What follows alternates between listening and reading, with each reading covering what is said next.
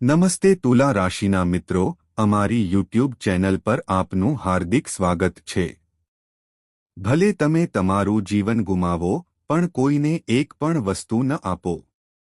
કાલથી તમને બધાને તે બધું મળશે જેની તમે ઈચ્છા રાખી હતી। હા મિત્રો, કારણ કે કાલથી તમારા બધાના જીવનમાં એક મોટો ફેરફાર થવાનો છે। મિત્રો, ગ્રહોના ગોચરમાં મોટો ફેરફાર થવાનો છે। શુક્રમાં મોટો ફેરફાર થવાનો છે, શનિમાં મોટો ફેરફાર થવાનો છે અને તેની સાથે બુધ પણ તમારા નફા ઘરમાં ગોચર થવાનો છે। મિત્રો, આ ત્રણેય ગ્રહો તમારી કુંડળીમાં ભેગા થઈને ત્રિગ્રહી યોગ બનાવશે, જેના કારણે કાલથી તમારા જીવનમાં એક એવી ઘટના બનશે જેની તમે કલ્પના પણ નહીં કરી હોય। એટલા માટે મિત્રો, આજનો વિડિયો તમારા બધા માટે રામબાણ સાબિત થશે। ભૂલથી પણ તેને અવગણશો નહીં। વિડિયો શરૂ કરતા પહેલા માતા રાણીના બધા સાચા ભક્તો, પ્રેમના ભક્તો, બાલાજીના ભક્તો, પ્રેમના ભક્તો, કૃપા કરીને વિડિયોને એક મીઠી લાઇક આપો અને સાચા હૃદય અને સાચી ભાવનાથી નીચે આપેલા ટિપ્પણી વિભાગમાં 3 વખત જય માતા દી, જય બાલાજી મહારાજ લખો। આ તમને બધાને માતા રાણીના સીધા આશીર્વાદ અને પ્રેમ લાવશે। તમારા આખા પરિવારને આ પ્રાપ્ત થશે। મિત્રો, તમારી માહિતી માટે હું તમને કહી દઉં કે કાલથી તમારા જીવનમાં સંપૂર્ણપણે પરિવર્તન આવશે। તમારા જીવનમાં જે ઘટનાઓ બનવાની છે તે તમારા પડોશમાં આઘાત પહોંચાડશે। હા મિત્રો, દરેક વ્યક્તિ બૂમ પાડશે, વાહ શું નસીબ, ભગવાન દરેકને આવું નસીબ કેમ નથી આપતા। મિત્રો, કાલથી ભગવાન તમારા જીવનમાં એક મોટો ચમત્કાર કરવાના છે। આને મજાક તરીકે લેવાની ભૂલ ન કરો। આજનો વિડિયો તમારા બધા માટે આશીર્વાદરૂપ સાબિત થશે, કારણ કે કાલથી તમારી કુંડળીમાં મોટો ફેરફાર થશે અને જો તમે આ સમયે ભૂલ કરશો તો તમને તમારા બાકીના જીવન માટે પસ્તાવો થશે। જો તમે આ એક વસ્તુ કોઈને આપી દો ભૂલથી પણ, તો મિત્રો, કાલથી તમારી કુંડળીમાં ગ્રહોનું ગોચર, જે તેમની યુતિ બનાવીને નફા ગૃહમાં ગોચર કરી રહ્યું છે, તે તમને બધા વિપરીત પરિણામો આપશે। બીજા શબ્દોમાં કહીએ તો, તમે જેને પણ દરેક વસ્તુ આપો છો તેને આ એક વસ્તુને કારણે તમારા જીવનની બધી સફળતા અને લાભ મળશે। તો મિત્રો, એવી કઈ વસ્તુ છે જે તમારે કોઈને ન આપવી જોઈએ? આજના વિડિયોમાં અમે વિગતવાર સમજાવીશું। અમે તમને એ પણ જણાવીશું કે કાલથી તમારા જીવનમાં કયા મોટા ફેરફારો થવાના છે। તમારી માહિતી માટે મિત્રો, જ્યારે શુક્રજીવ, તમે તમારી ભૂલો કબૂલ પણ નહીં કરો, કારણ કે હવે તેમના માટે કોઈ જગ્યા નથી। હવે સમય છે અને જો તક ચાલ્યા જાય તો એ જ પસ્તાવો પાછો આવશે। પહેલી ભૂલ એ છે કે તમે તમારી યોજનાઓ અને તમારા દુઃખ ખોટા લોકો સાથે શેર કરો। જ્યારે કોઈ વ્યક્તિ ખૂબ જ પરેશાન હોય છે, ત્યારે તેઓ વિચારે છે કે કોઈની સાથે વાત કરવાથી તેમનું હૃદય હળવું થશે અને ત્યાં જ દુશ્મન પોતાને શોધી કાઢે છે। તમે પહેલા પણ આવું જ કર્યું છે। તમે કોઈને તમારું આગલું પગલું કહ્યું છે। તમે કોઈને તમારી નબળાઈઓ જાહેર કરી છે। તમે કોઈને તમારી લાચારી જણાવી છે। બીજી વ્યક્તિએ સ્મિત સાથે સાંભળ્યું છે, પરંતુ ઊંડાણમાં તેઓએ તમને સમજી લીધા છે। પછી તેઓએ તે માહિતીને હથિયારમાં ફેરવી દીધી છે। ક્યારેક તેઓએ તમારા વિરુદ્ધ અફવાઓ ફેલાવી છે। ક્યારેક તેઓએ તમારો આત્મવિશ્વાસ તોડી નાખ્યો છે। ક્યારેક તેઓએ તમારા કામમાં અવરોધ ઊભો કર્યો છે। ક્યારેક તેઓએ તમારા સંબંધોમાં ગેરસમજ ઊભી કરી છે। આ દુનિયા આવી છે દીકરા। હાથ મિલાવનાર દરેક વ્યક્તિ મિત્ર નથી। તેથી કાલથી નિયમ સરળ છે, જ્યાં સુધી કાર્ય પૂર્ણ ન થાય ત્યાં સુધી કોઈને ન કહો। જ્યાં સુધી નિર્ણય અંતિમ ન થાય ત્યાં સુધી। સલાહના નામે તમને જે કંઈ કહેવામાં આવ્યું છે તે બધું શેર ન કરો અને ફક્ત એવા લોકો સાથે તમારા દુઃખ શેર કરો જે તમને આંસુમાં જોઈને તમારી મજાક નહીં ઉડાવે. તમારા શબ્દોનો બજાર કોણ નહીં કરે. કાલથી તમારી સફળતાની પહેલી ચાવી મૌન છે. જે ચૂપ રહેવાનું શીખે છે તે અડધી લડાઈ જીતી ગયો છે. બીજી ભૂલ એ છે કે લાગણીઓથી વહી જઈને તરત જ પ્રતિક્રિયા આપવી. ગુસ્સામાં બોલવું, દુઃખમાં નિર્ણયો લેવા અને અપમાનિત થાય ત્યારે સંબંધો તોડી નાખવા. ભૂતકાળમાં તમારી સાથે આવું જ બન્યું હતું. ક્યારેક કોઈના શબ્દો તમને દુઃખ પહોંચાડતા હતા અને તમે તે ક્ષણમાં કઠોર શબ્દો ઉચ્ચારતા હતા. ક્યારેક કોઈએ તમને ઉશ્કેર્યા હતા અને તમે વિચાર્યા વિના કાર્ય કર્યું હતું. પછીથી તમને ખ્યાલ આવ્યો કે તમે સાચા છો, પરંતુ અભિગમ ખોટો હતો. અને આ તે સ્થાન છે જ્યાં દુશ્મન ઈચ્છે છે. તે ઈચ્છે છે કે તમે તમારા પોતાના હાથે તમારા વાતાવરણનો નાશ કરો. તે તમને એવી પરિસ્થિતિમાં મૂકશે જ્યાં તમને લાગશે કે તમારે જવાબ આપવો પડશે. તમારે બોલવું પડશે. પરંતુ કાલથી જવાબ આપતા પહેલા ઊંડો શ્વાસ લો. વિચાર કરો કે આ શબ્દ તમને મદદ કરશે કે તમારી વિરુદ્ધ જશે. શનિદેવ ક્રિયાના દેવ છે અને મહાદેવ ન્યાય. તમે વચન આપશો અને તેને નિભાવશો. ભલે તે નાનું કાર્ય હોય, તમે તેને દરરોજ પૂર્ણ કરશો. ભલે તે નાની આદત હોય, તમે તેને દરરોજ સુધારશો. અને સૌથી અગત્યનું, કાલથી તમે તમારા સમયનું મૂલ્ય સમજશો. ભાગ્ય પોતે જ તેમને માર્ગ આપે છે જેઓ સમયનું મૂલ્ય સમજે છે. આ 3 ભૂલો ટાળવી એ કોઈ ભારે પ્રથા નથી. તે સાચી આધ્યાત્મિક પ્રથા છે. અને જ્યારે તમે કાલથી આ 3 બાબતોને સમજો છો, ત્યારે સમજો કે તમારું ભાગ્ય બદલાવાનું શરૂ થઈ ગયું છે. કારણ કે નસીબ એવી વસ્તુ નથી જે આકાશમાંથી પડે છે. નસીબ તમારા કાર્યો દ્વારા આવે છે. અને જ્યારે કાર્યોમાં સુધારો થાય છે, ત્યારે મદદ કુદરતી રીતે આવે છે. તમને એવી તકો મળશે જેની તમે ક્યારેય કલ્પના પણ ન કરી હોય. તમારા માટે રસ્તા ખુલશે, લોકો બદલાશે, સંબંધોમાં સમજણ વધશે, કાર્યને ગતિ મળશે અને તમારા હૃદયમાં એક નવો આત્મવિશ્વાસ ઉત્પન્ન થશે. હું પાછળ હટીશ નહીં. અને એક છેલ્લી પણ ખૂબ જ મહત્વપૂર્ણ વાત, કાલથી તમે પોતાને નબળા કહેવાનું બંધ કરશો.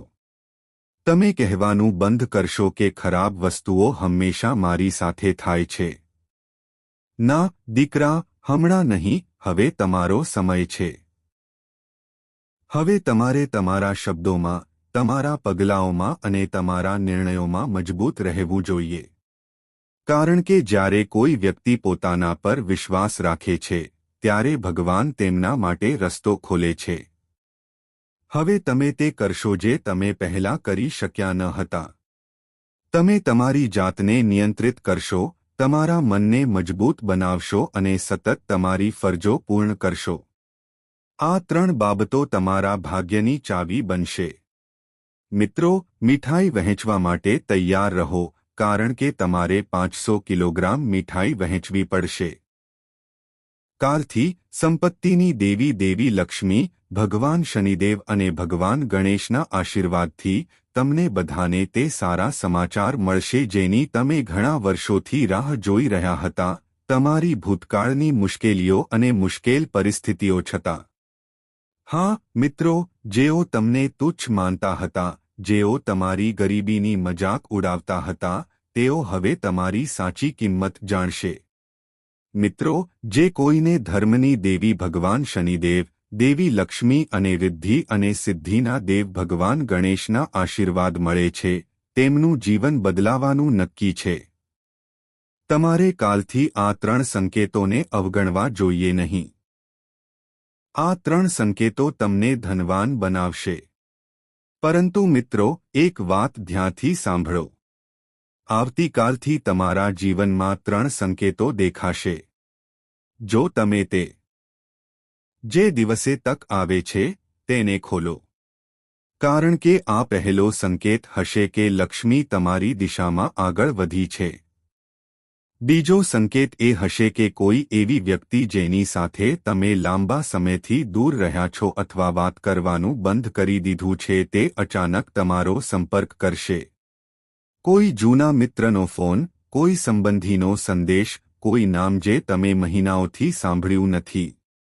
ઘણા લોકોને આશ્ચર્ય થશે કે આનો પૈસા સાથે શું સંબંધ છે. પરંતુ સત્ય એ છે કે ભગવાન ઘણીવાર મનુષ્યો દ્વારા એક રસ્તો બનાવે છે.